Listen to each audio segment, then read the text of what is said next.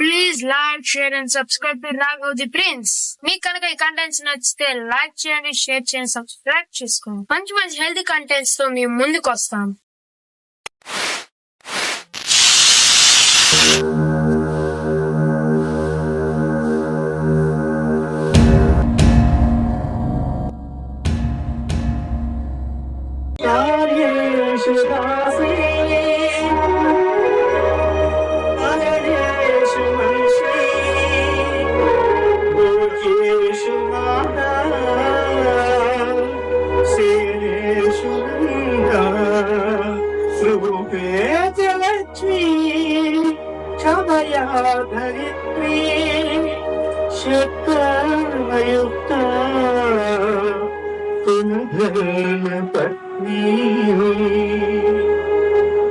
Hi friends, నమస్తే. నేను మీ అందరితో ఈరోజు మాట్లాడాలి అని మాట్లాడుతున్నాను. నేను ఎలా ఉంటాను ఏంటి అన్నది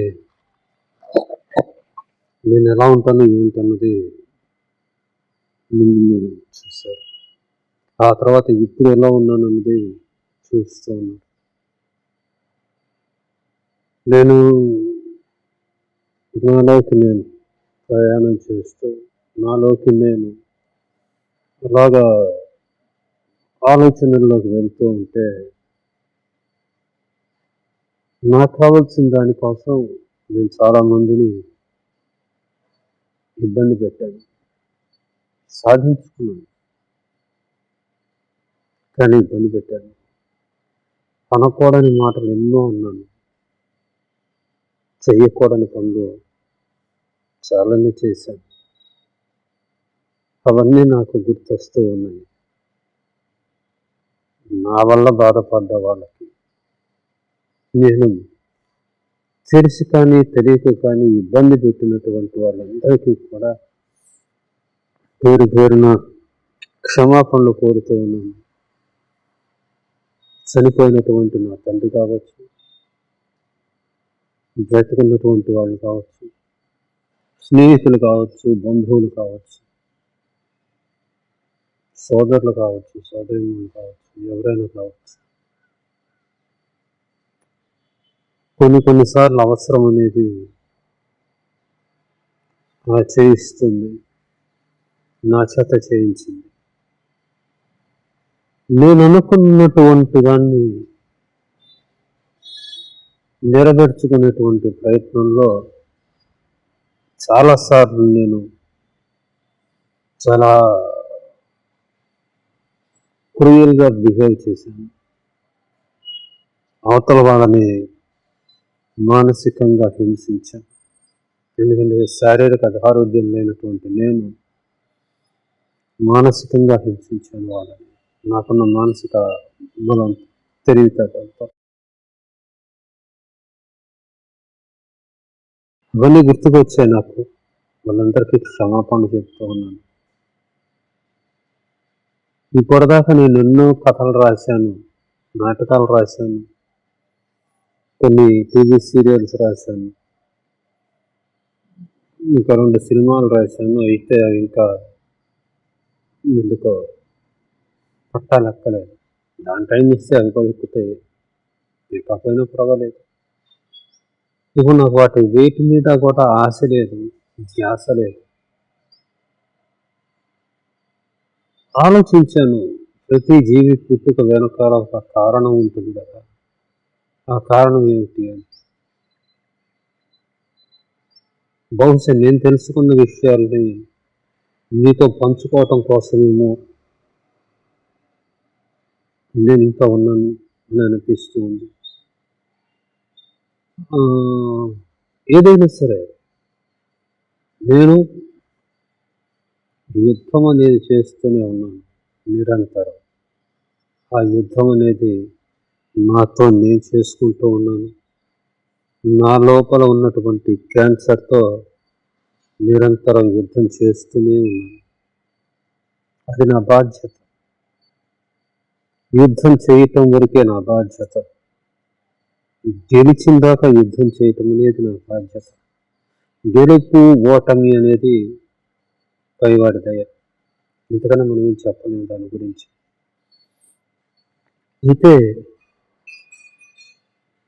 నేను రాసినటువంటి కథలన్నీ ఒక ఎత్తు, కానీ కాలం రాస్తున్న నా కథ మాత్రం మరొక లెవెల్లో ఉంది.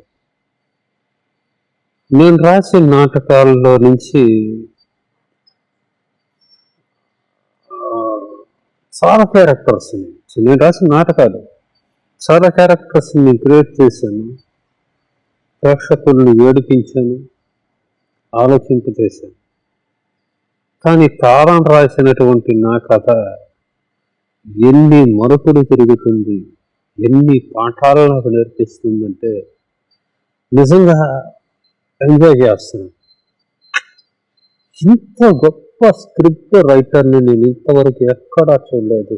దేవుడు రాస్తున్నటువంటి ఈ కథ చాలా అద్భుతంగా ఉంది. ఆ కథలో నేను ఒక క్యారెక్టర్ని, ఈ క్యారెక్టర్ అనుభవిస్తున్నటువంటి స్ట్రగుల్స్ కావచ్చు, ఫేస్ చేస్తున్నటువంటి సిచ్యుయేషన్స్ కావచ్చు, చాలా చాలా చాలా. అయితే ఇక్కడ కొన్ని ఆశ్చర్యకరమైనటువంటి అంశాలు కానీ, కొన్ని నేను తెలుసుకున్నటువంటి అంశాలు కానీ చెప్తున్నాను.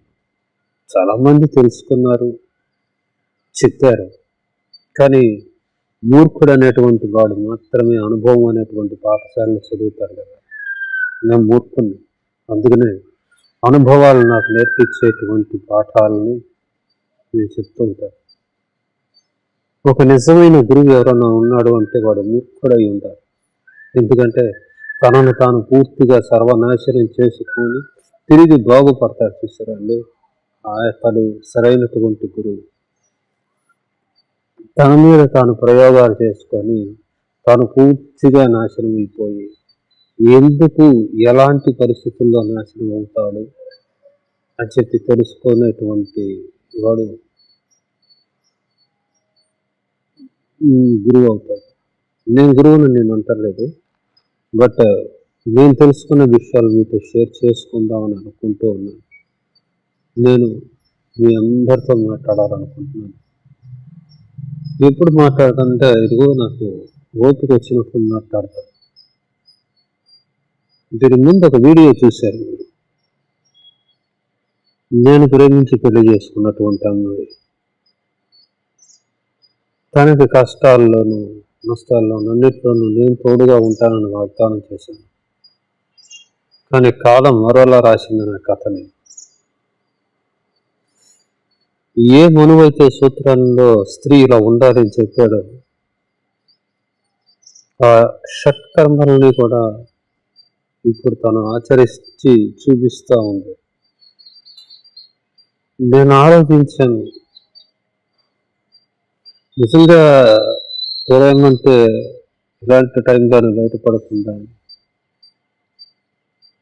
6 కర్మల్ని తను సక్రమంగా నిర్వహిస్తూ ఉంది.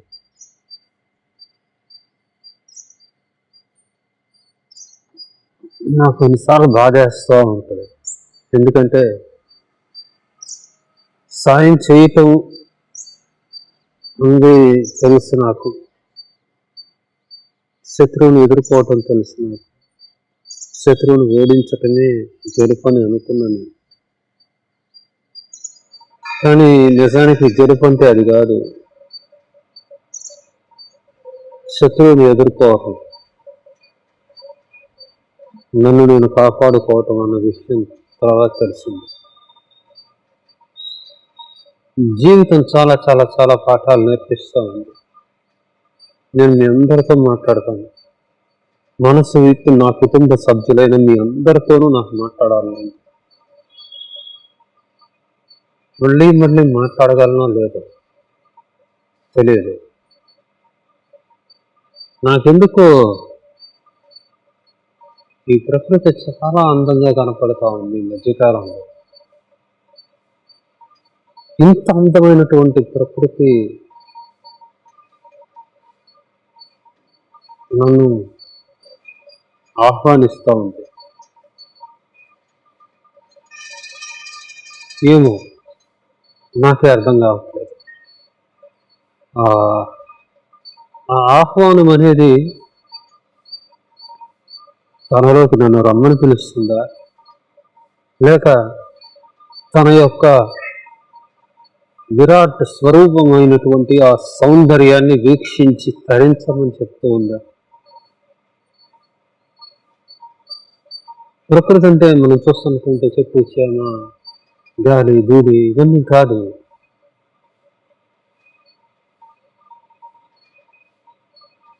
పరమాత్ముని యొక్క అద్భుతమైనటువంటి సృష్టి.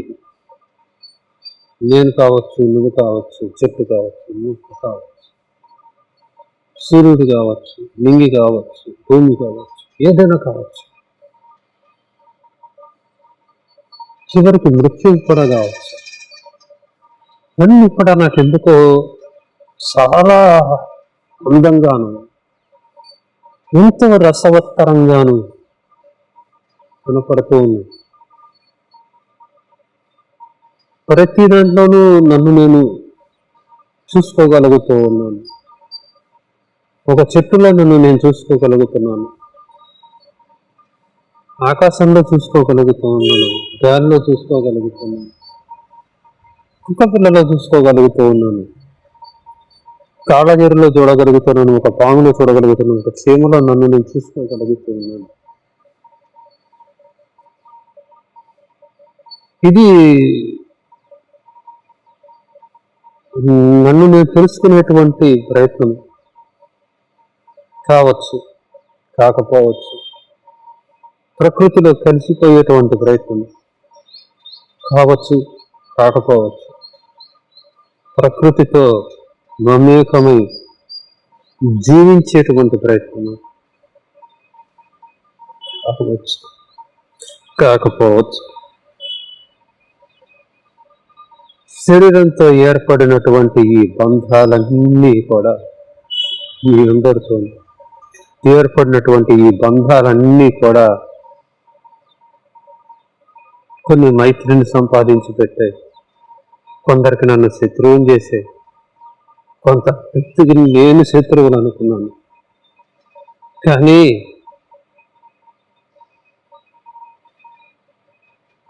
నా ఉనికిని నేను కాపాడుకోవటానికి నేను చేసినటువంటి పోరాటంలో నాకు అడ్డం వచ్చిన ప్రతివాడిని నేను శత్రువుగానే అనుకున్నాను. కానీ కాలం చెప్పింది ఏంటంటే శత్రువులు ఎవరు లేరు ఇక్కడ, అందరూ నాలాగే ఎవరు ఉనికిని వాళ్ళు కాపాడుకోవటానికి చేస్తున్నటువంటి ప్రయత్నం. ఒకవేళ ఉనికిని కాపాడుకోవటానికి చేసిన ప్రయత్నంలో సక్సెస్ అయిన తర్వాత ఏంటి, ఏం సాధించాం అని చెప్పేసి అనుకున్నాం. ఇది కూడా అనిపించింది నాకు. ప్రపంచాన్ని జయించడానికి బయలుదేరినటువంటి అలెగ్జాండర్ అన్ని దేశాలని జయించి చివరికి తనేం సాధించాడు? చరిత్రలో ఆడికి పేరు తప్ప ఏమీ లేదు. ఈరోజు అలెగ్జాండర్ లేడు, మరి కాకపోతే అతను తెలుసుకున్న విషయం మాత్రం ఉంది. నేను అలెగ్జాండర్ని కాదు, నేనే. మీ అందరితో నేను మాట్లాడతాను, చాలా విషయాలు మాట్లాడతాను. ముందుగా నా జీవితంలోకి వచ్చి నాతోనే బతకాలని కోరుకున్నటువంటి నా భార్య నా ఆరోగ్యం కోసం తిరిగి మళ్ళీ నన్ను పూర్వపు స్థితిలో చూడటం కోసం, పరిపూర్ణమైనటువంటి ఆరోగ్యాన్ని ఇవ్వటం కోసం, నాకేం కావాలి ఏంటి అనేది ప్రతిదీ దగ్గరుండి చూసుకుంటూ ఉంది. నేను వెతుక్కున్నటువంటి అమ్మాయి ఎక్కడో పుట్టింది, ఎక్కడో పెరిగింది, నా జీవితంలోకి వచ్చింది, 2 పిల్లలకి తల్లయింది. ఇప్పుడు నన్ను బిడ్డలా చూసుకుంటూ ఉంది. అందుకే ఫస్ట్లో మీరు చూసినటువంటి సాంగ్ లీలా మోహన్ నేను రాసినటువంటి సాగర హెనాటి కోసం పాడాడు. ఆ పాటను నేను అందులో ఇన్సర్ట్ చేయడం జరిగింది తన కోసం. ప్రేమ అనేది ఎప్పుడు బయటపడుతుంది అంటే ఇలాంటి సమయాల్లోనే ఖచ్చితంగా బయటపడుతుంది. తెలుసుకున్నాను, నేను ప్రేమించాను అని అనుకున్నాను. ఎన్నోసార్లు తన మీద కోపపడ్డాను. కొన్నిసార్లు తన మీద కోపంతో ఇంతవరకు కొట్టలేదు, కొట్టే పరిస్థితి దాకా నేను వెళ్ళలేదు, వెళ్ళను కూడా. చేతిలో ఉన్నటువంటి మొబైల్ ఫోన్స్ విసిరి కొట్టాను, వస్తువుల్ని నాశనం చేశాను. కానీ అవేమి తన మనసులో పెట్టుకోలేదు. పక్క నుండి నాకు అన్నీ చేస్తాము. నా జీవితంలోకి వచ్చి నా జీవిత భాగస్వామికి కృతజ్ఞతలు తెలియజేస్తున్నాను.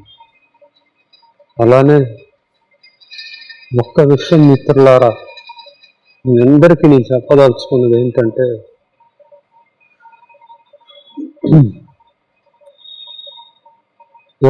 ఎవరికి శత్రువు కాదు మిత్రులారా. నేను పట్టించుకున్నటువంటి వాళ్ళు, నాకు తెలియనటువంటి వాళ్ళు కూడా నా కోసం, నా పరిస్థితి తెలుసుకొని వాళ్ళు నాకు సహాయం చేశారు. వాళ్ళందరికీ నమస్కారం, కృతజ్ఞతలు తెలియజేస్తున్నాను. వాళ్ళు ఎవరో నాకు తెలియదు, చాలామంది తెలియదు, కొంతమంది తెలుసు. ఆ తెలిసిన వాళ్ళని కొంతమంది నేను కనీసము వాళ్ళని చాలా తక్కువ స్థాయిలో చూసినటువంటి వాడిని నేను. వీళ్ళదే ఉందిలే అని అనుకున్నాను, నన్ను నేను గొప్పగా అనుకున్నాను. కొన్నాళ్ళు చాలా కాలం అనుకున్నాను. అదే మాయ, మాస్క్, కళ్ళకి కమ్మేసినటువంటి మాయ. నేను ఒక గొప్ప రచయితనని అనుకున్నాను.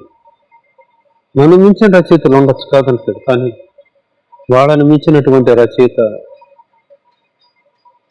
అతనున్నాడు. మనం కోరినవి ఇస్తాడు, కోరనివి ఇస్తాడు. ఎవరి కథని ఎప్పుడు ఎక్కడ ఎలా ముడి పెడతాడో, ఎలా ముడులు విడదీస్తాడో అర్థం కావట్లేదు. కానీ చాలా బాగుంది అనుభవిస్తూ ఉంటే. దీన్ని ఎంజాయ్ చేస్తున్నా నేను. నా రోగాన్ని నేను ఎంజాయ్ చేస్తున్నాను. నా భార్య నాకు చేసేటువంటి సేవలను నేను ఎంజాయ్ చేస్తున్నాను. నేనంటే తెలియని వారు నాకు ఇస్తున్నటువంటి సహాయాన్ని నేను ఎంజాయ్ చేస్తున్నాను. వాళ్ళు నా పట్ల చూపిస్తున్నటువంటి ప్రేమని నేను ఎంజాయ్ చేస్తున్నాను. రక్త సంబంధికులు నాకు చేస్తున్నటువంటి సాయాన్ని ఎంజాయ్ చేస్తున్నాను. వాళ్ళు నా పట్ల చూపిస్తున్నటువంటి దయని నేను ఎంజాయ్ చేస్తున్నాను. ఈ రోగం చేసినటువంటి గాయం వల్ల ఏర్పడేటువంటి బాధని కూడా నేను ఎంజాయ్ చేస్తున్నాను. టోటల్ జీవితాన్ని నేను ఎంజాయ్ చేస్తున్నాను. ఎందుకంటే అంతకన్నా మనం ఏం చేయలేనప్పుడు, కొత్త పాఠాలు జీవితం నేర్పిస్తున్నప్పుడు నేర్చుకునేటువంటి అవకాశం నాకు వచ్చింది అని నేను భావిస్తూ ఉన్నాను. మిత్రులారా, నేను మీతో మాట్లాడతాను, మీ అందరితోనూ మాట్లాడతాను. నాకు ఓపిక ఉన్నప్పుడల్లా నేను తెలుసుకున్న అంశాలు మీకు చెప్తూ ఉంటాను. ప్లీజ్ దయచేసి మీ అందరూ కూడా నా వీడియోస్ చూడండి. నాకు ఓపిక ఉన్నప్పుడు నేను స్పందిస్తాను. కాల్ చేస్తే నేను ఒకవేళ లిఫ్ట్ చేయలేదనుకోండి, నేనే కాల్ చేస్తాను తర్వాత నాకు ఓపిక వచ్చాక. మార్పు అనేది వస్తుంది.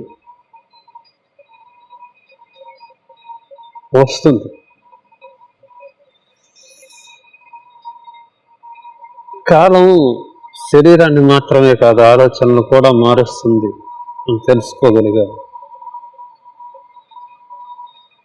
Thank you. నేను మళ్ళా మీతో మాట్లాడతాను, టచ్లోకి వస్తాను. అప్పటిదాకా ధన్యవాదాలు. మీలో ఎవరైనా సరే నా వల్ల బాధపడి ఉంటే మరీ ఈ జన్మకు నన్ను క్షమించండి అని కోరుతూ ఉన్నాను. మనస్ఫూర్తిగా నన్ను క్షమించండి. మీ అందరి ఆశీస్సులతో తిరిగి నేను మంచి జీవితాన్ని ప్రారంభించాలని కోరుకుంటూ మీ విద్యాధర్ ముందుకోలే. ఇప్పటికి సెలవు. Thank you. Please like, share and subscribe to Raghav the prince. మీకు కనుక ఈ కంటెంట్స్ నచ్చితే లైక్ చేయండి, షేర్ చేయండి, సబ్స్క్రైబ్ చేసుకోండి. మంచి హెల్తీ కంటెంట్స్ తో మేము ముందుకు వస్తాం.